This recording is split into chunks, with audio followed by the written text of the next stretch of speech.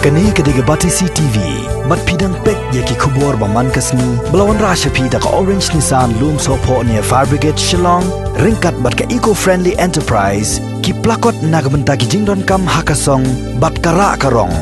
Kebengi keren haka review meeting menne, kalong bahadin ba nakaliang jong Prime Minister jong kari India. Ulapan bena pajba hakinegi kendiat sengi ki baladep.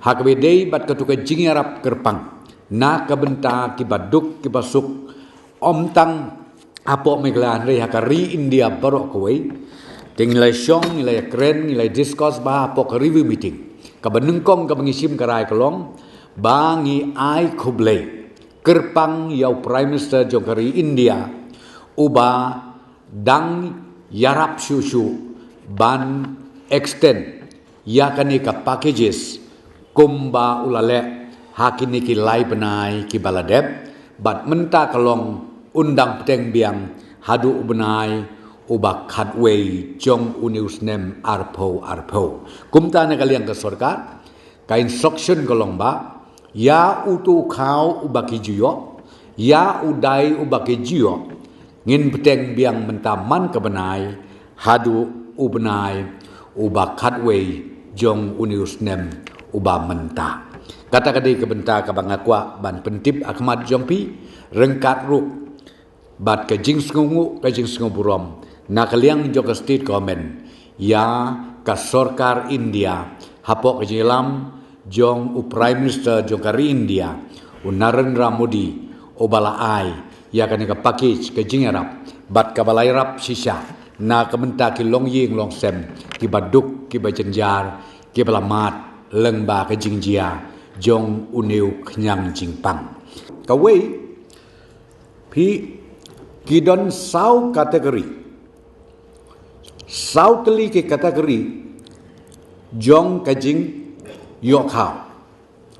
Kabanengkong AAY, number 2 PHH, number 3 non-FSA, number 4 open market. Sautli kini ki kategori kidan.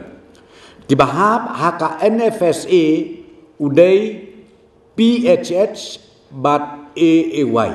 Kitu ki bengaong pi ar pawelak sau pukundai jar kendai pausan ngut. Kabaar kini ki artli ki kategori kiyo kata. Kiyo bat utu kau san kilo bakau boyoe. Nalor nang ta kabahapa dah kan non-FSA